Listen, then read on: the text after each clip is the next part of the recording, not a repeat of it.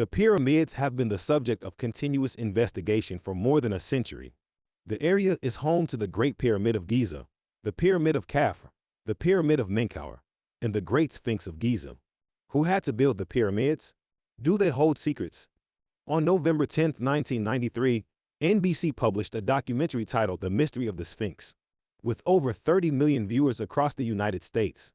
This documentary was a detailed series of geological and seismic surveys conducted around the Giza Plateau between 1991 and 1993. A group of Egyptologists gave the information that John Anthony West led. What had John Anthony West and his team discovered? Their discovery stunned the audience. The new discovery concluded that the Sphinx was not 4,500 years old. It was noted to be much older. According to geological evidence, the Sphinx is over 1,000 years old, dating back well before the rise of Egyptian civilization. It is a vast expanse of unexplored tunnels and chambers underneath the Sphinx, stretching deep underground. This made the world wonder, what secrets could be hidden in these unknown depths? In that same year, Rudolf Gantenbrink, a German archaeologist, sent a small robot with a camera down a new 8 by 8 inches shaft within the Great Pyramid, hoping that they would find clues and answers. The robot crawled slowly for 200 feet. Then it reached a startling impasse. The robot with the camera appeared to be stopped by a door made of limestone or marble. The door seemed to have 2 copper handles on it. Copper was not found anywhere else in the Great Pyramid. This fact made the German archaeologist Gantenbrink wonder. It made him wonder if there were handles, or perhaps keys, or something completely different. But the essential question was, what was behind that door? The Egyptian authorities had said that the door was a hoax and banned the whole crew from exploring any further. Gantenbrink had offered the Egyptians to give authority over the robot and even train Egyptian technicians, just so they can operate the equipment and open the door. He wanted to know what stood behind that door. Dr. Rainer Stadelmann, the German Archaeological Institute director in Cairo, repeatedly said that it was not a door and that there was nothing behind it. Then, in the same year, Zahi Hawass, who was Egypt's chief inspector for antiquities, expelled John Anthony West and his team from the area after the broadcast of the Mystery of the Sphinx. Then, in 1955, West attempted to obtain a permit to resume exploration, but Hawass once again was there and denied the application. This was all over the news in the New York Times, saying, "Zahi Hawass has obstructed us." John Anthony West noted this. John Anthony West was an American author and tour leader. However, Zahi Hawass was not alone in this. It was said that even the mafia was behind this, controlling research permits, suppressing new information, and, in the words of a petition signed by many thousands, hiding possible findings that could be of great importance to all members of the human race. But why? Why would Egyptian authorities obstruct significant research into its legendary wonders? Why do these pyramids have such great importance to all members of the human race?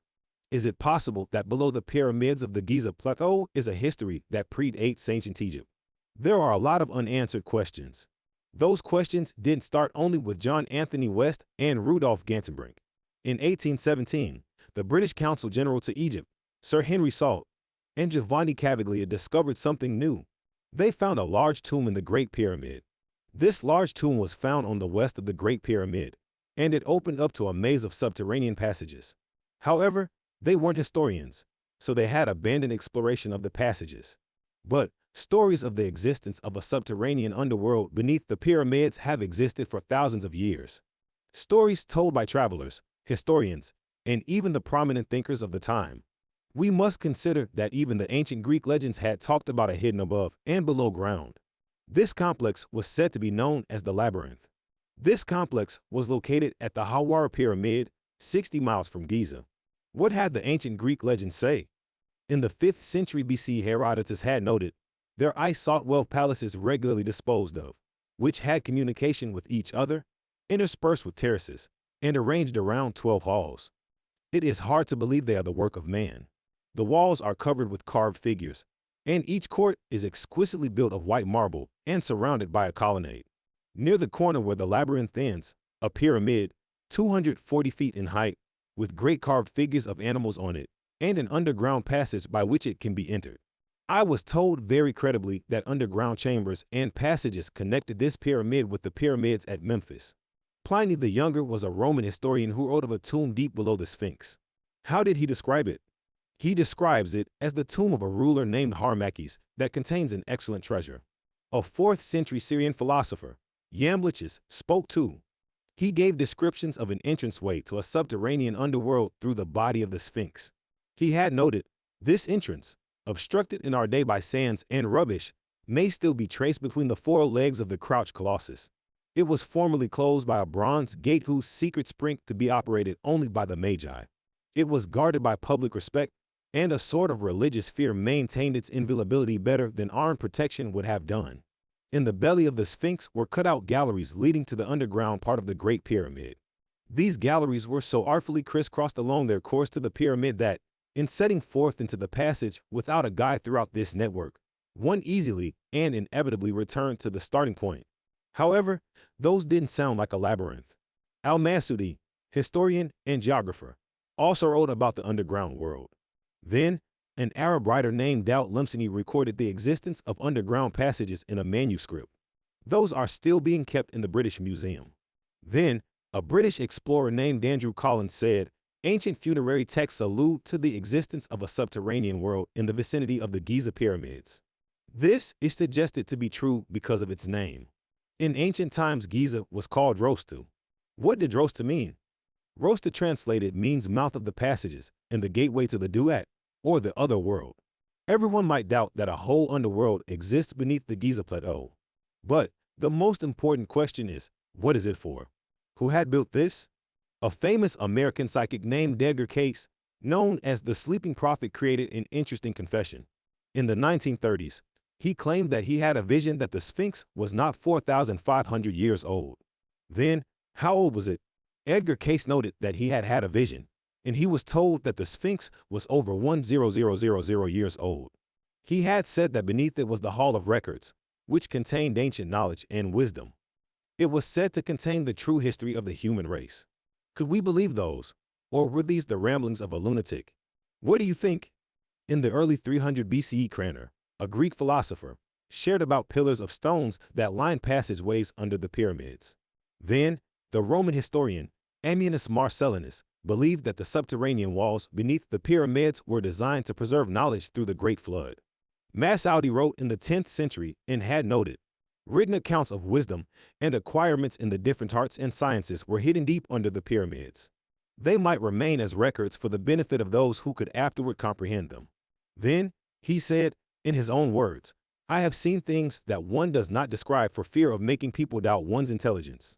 But I have still seen them. Christian Rosicrucians, the founder of the Order of the Rosicrucians, spoke of a secret chamber beneath the ground. He had noted that the Giza Plateau was filled with library books that contained ancient knowledge. It contained information that humans are not familiar with. It makes us wonder if such knowledge exists. Why would Egyptian authorities deny this existence? Why wouldn't they let us research and explore? What is the secret? There was a public publication in 1972 by Harvard University, saying, no one should pay any attention to the preposterous claims regarding the interior of the Great Pyramid or the presumed passageways and unexcavated temples and halls beneath the sand in the Pyramid District. What if the records hidden beneath the pyramids revealed a pre-Egyptian culture, a timeline of history that shows that Egyptians were not, in fact, the builders of the pyramids? If this were why the Egyptian authorities didn't let anyone explore the pyramids, it would be understandable. Or could it have even darker reasons behind it? As the Australian author Tony Bushby said, a hidden level of censorship in operation. Could it be possible that the secrets of the pyramids go beyond a hall of records? In 2003, Sergio Gómez Chavez, an archaeologist with Mexico's National Institute of Anthropology and History, examined the damage that the rain had caused around the feathered serpent pyramid in the ancient region of Teotihuacan. The rain had opened a 3-foot-wide sinkhole at the top of the pyramid. Humans had tied a rope to their waist and lowered themselves into the hole, hoping that they would discover something extraordinary. A perfectly cylindrical shaft was found leading to a closed-off passage with exceptional treasures. There were found crystals shaped into eyes, greenstone crocodile teeth, and sculptures of jaguars. However, this wasn't all that they had seen. At the end of the tunnel, the archaeologists found the most unexpected thing: mercury. Mercury is a scarce and conductive element.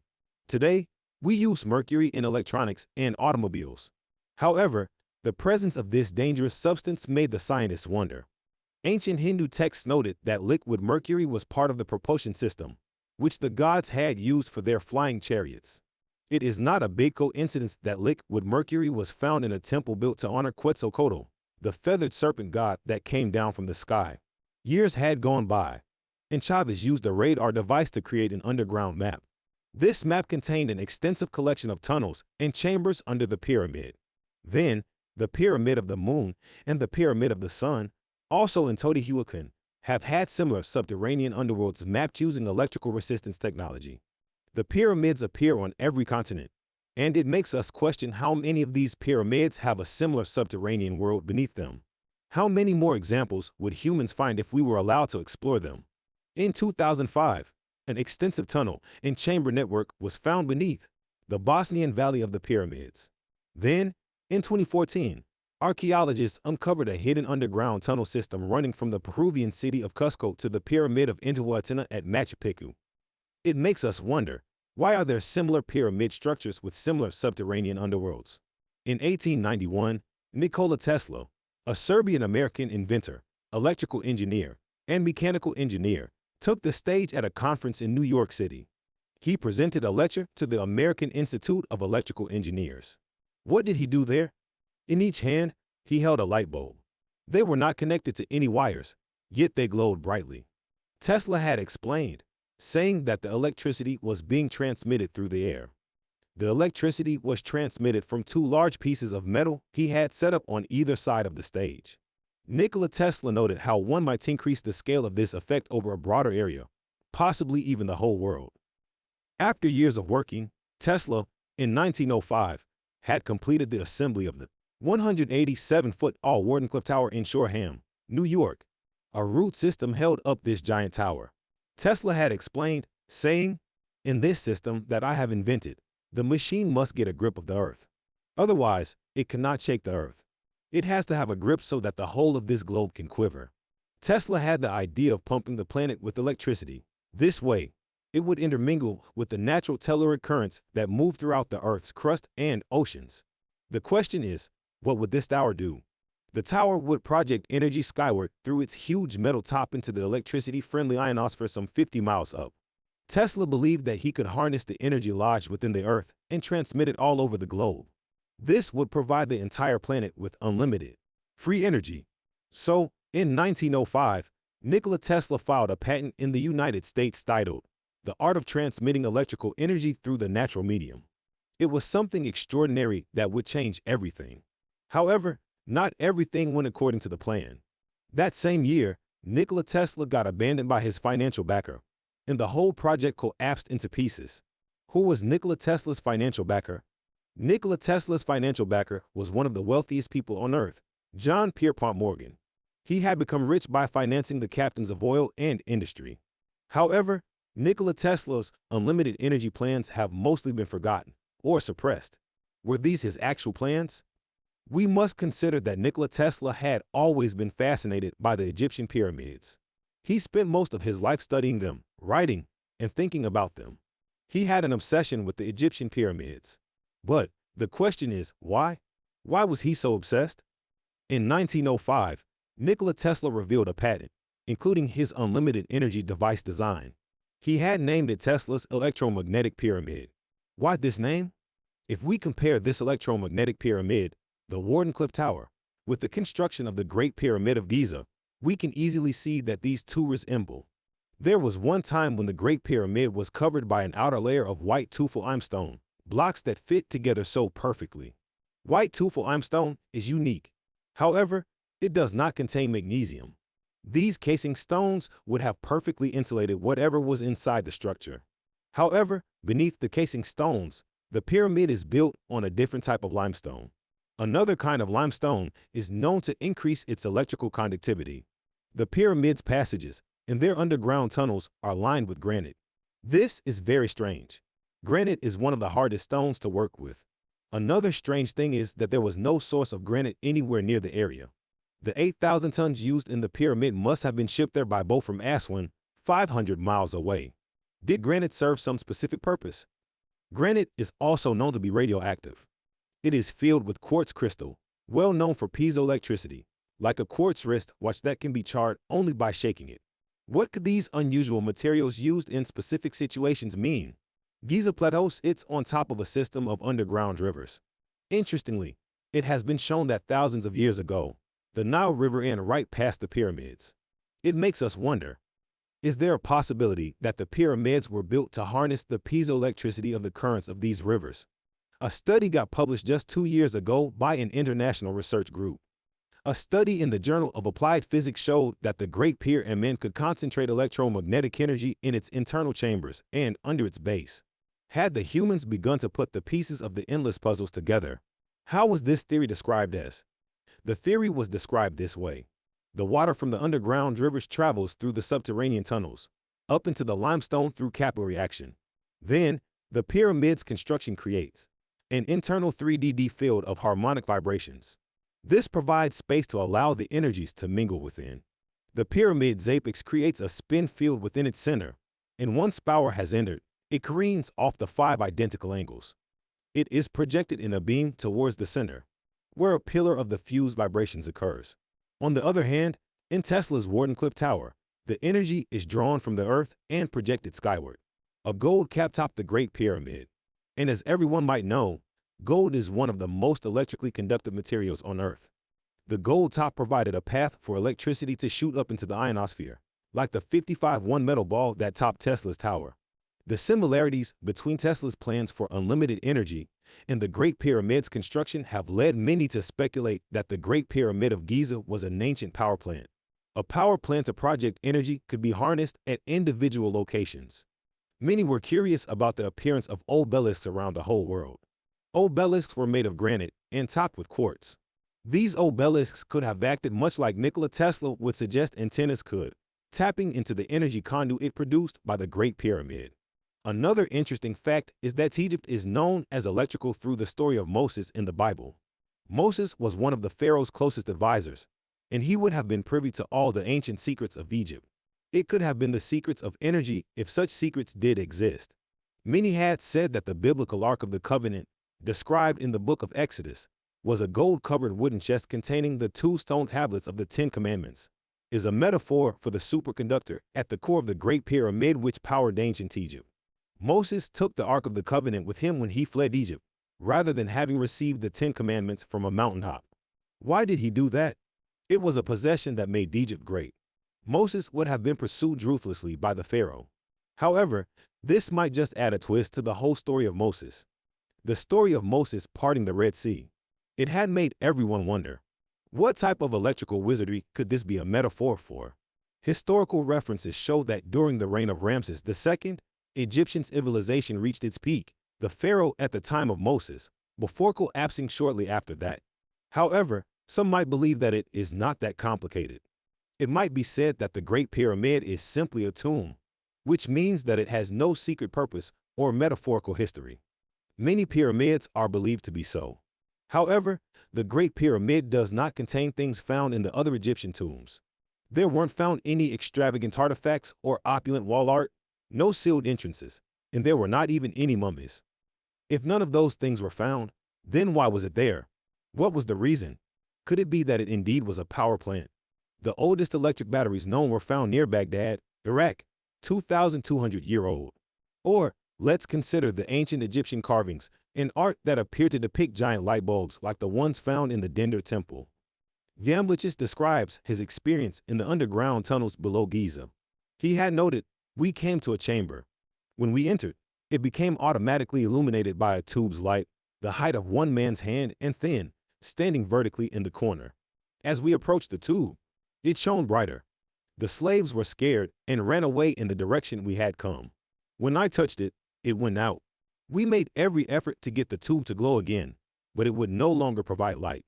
There are many types of strange stories around the Giza Plateau that have been commonplace for centuries.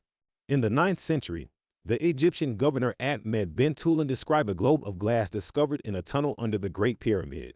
This was later found to be the same weight when empty as when full of water. Centuries later, Egyptologist Dr. Selim Hassan began to pump the water out of the chambers under the Giza Plateau. After 4 years of pumping, he realized that the water level had not descended at all. The water seemed to have had unusual properties around the Great Pyramid. The water should have been the key to a pyramid power plant. However, the most bizarre and interesting story is the one of Sir William Siemens.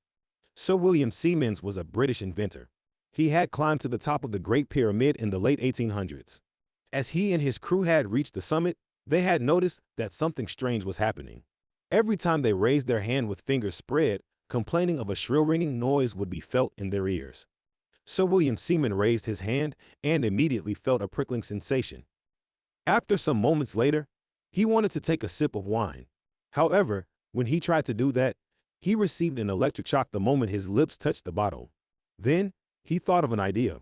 He moistened a piece of newspaper and wrapped it around the bottle of wine. He wanted to create a makeshift Leyden jar, raising this primitive capacitor over his head. Sparks of electricity sailed through the air. Then, when someone wanted to grab the bottle away from Sir William Siemens, he pointed the bottle at the man in self-defense. And guess what had happened? The man was thrown to the ground and was unconscious. A solid electrical current was believed to emanate from the top of the pyramid. However, this remained unexplained for years. After this, it was no longer possible that anyone could climb to the top of the Great Pyramid. It had become illegal for purported conservation purposes. Is the Great Pyramid a power plant? If so, how were the ancients able to create such a thing? There are still many aspects that defy ancient explanations. Let's point out the most exciting and bizarre things about those pyramids. The four corners of the Great Pyramid align with the four cardinal compass points. How was this even possible? Knowing that the compasses had not been invented when it was built is strange. Then another exciting fact is that when standing directly in front of the Sphinx on the summer solstice, the sun sets precisely between the Great Pyramid and the Pyramid of Khafre. But how could the ancients know the date? The calendar year had not been determined when those pyramids were built. Then, let's talk about the complex mathematical equations and concepts used in the engineering of the Great Pyramid. How is it possible that equations like pi were used in building, knowing that this equation would not be discovered until thousands of years later?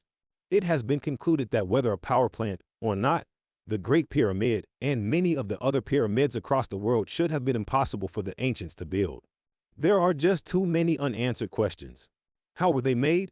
Were they created by slaves, as some assume? Where did this knowledge come from? Edgar Cayce's thoughts could be examined for inspiration. The one who predicted the age of the Sphinx more than 50 years before science would prove him right. He had also claimed that a flying saucer was buried under the Great Pyramid of Giza. Maybe it is not as outlandish as it seems, right? Could this be true? Since many ancient carvings and cave etchings worldwide look like flying saucers, is this the secret of how humans had possessed such impossible knowledge? Was it brought to humans by a group of extraterrestrials? What do the ancient Sumerian texts tell? The ancient Sumerian text represents the work of the dominant civilization in the area at the time the Sphinx was built. It tells the story of gods called the Anunnaki. However, some modern scholars have interpreted them as aliens visiting the Earth and intermingling with humans, bringing futuristic technology and incredible knowledge. Were Anunnaki the ones who had built the Great Pyramid? Maybe this explains the existence of similar pyramids with similar underground networks. Was this a sort of global power network set up by the Anunnaki? Another interesting fact is that the Sumerian texts speak of Anunnaki as an underground place entered through a tunnel. Its entrance is hidden by sand, and by what they call Huana, his teeth as the teeth of a dragon, his face the face of a lion. Is it possible that Anunnaki was the key to ancient knowledge long lost? Is it the key to a different understanding of human history? The answer is yes. However, the pyramids still hold secrets.